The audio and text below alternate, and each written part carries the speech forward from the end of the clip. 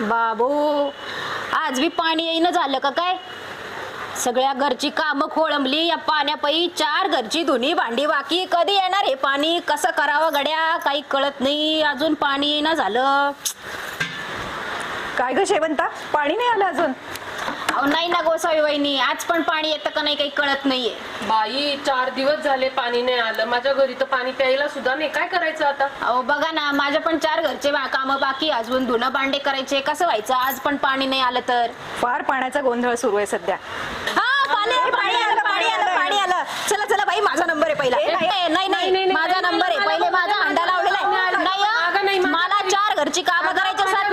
मी इथून हलणार नाही. माझा नंबर आहे. ए तू कुठून आली मध्ये? मला टावळी म्हणती का तू? हा माझा नंबर आहे. पोरी कुठून आली मध्ये?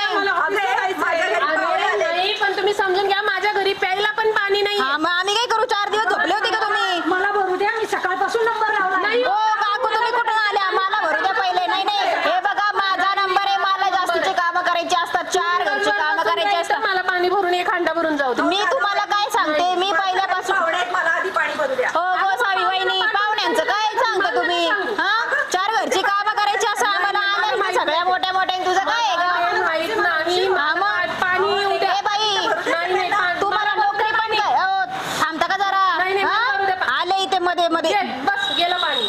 बया या बायांनी सगळ्या टाइमाची खोटी केली. माझ्या पाणीच गेलं माझं. आता काय करावं बाई? एक हंडा सुद्धा भरून झाला नाही. या बायांनी नुसती कचकच केली.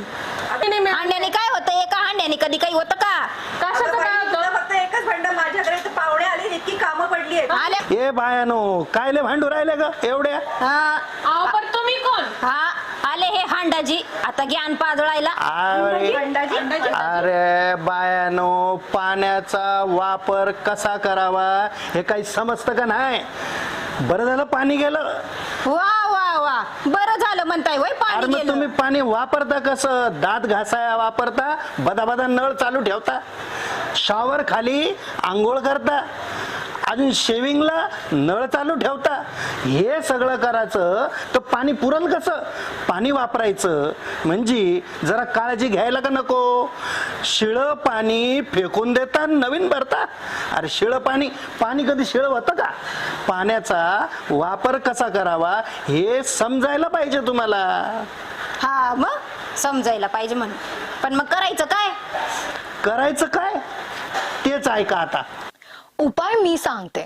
सध्याची एकंदरीत पाण्याची परिस्थिती बघता रेडिओ विश्वास, स्मार्ट आणि युनिसेफ यांच्या संयुक्त विद्यमाने पाणी वाचवण्यासंबंधित एक नवीन उपक्रम. तुम्हाला तुमचंच कळणार आहे की तुम्ही दिवसभरात किती पाणी वाचवलेलं आहे.